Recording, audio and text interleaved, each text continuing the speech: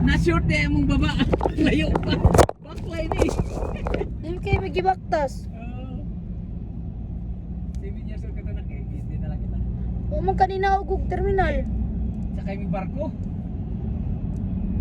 7 years old kay. Tapos ang sakyan ng barko, Mals, nagkabakante.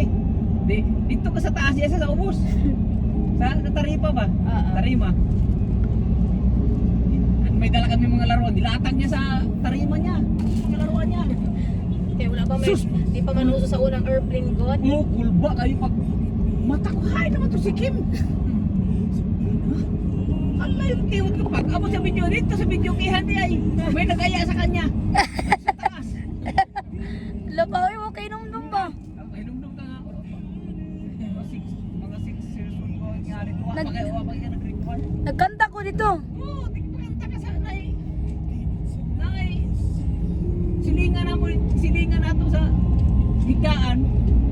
Gaguyog ta. Ay, tulog ito sa papa ni mo. Tulog pa na ako.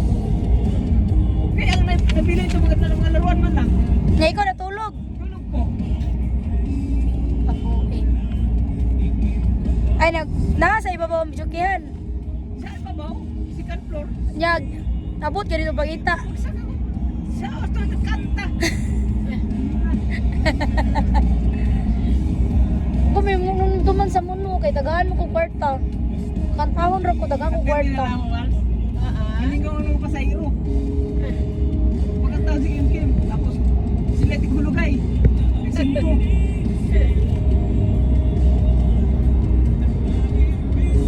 Sama-sama ko sa biyahe yan.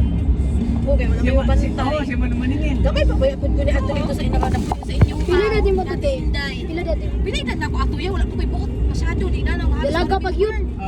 Bata pag yun kayo. Oh, bata pa kaayo, di pa na ako masyado ma-repair. Talagkita ko siya. Talagkita ko siya. Oh, di pa masyado. Dito pa Si Jackie, tutoy na tutoy pa. Dito ko nagpuyo sa papa mo. Mama mo, nagkapuyog ni Ana. Nag-ato ko na siya manin. Oh, di na ako na makalimutan. Eh, lusot man kung di kaayo sa una. Juan, nag-abot magay mo ito ni ba, Luloy? Ba, si Tulito? Di ba nag-abot mo sa balay? Oo.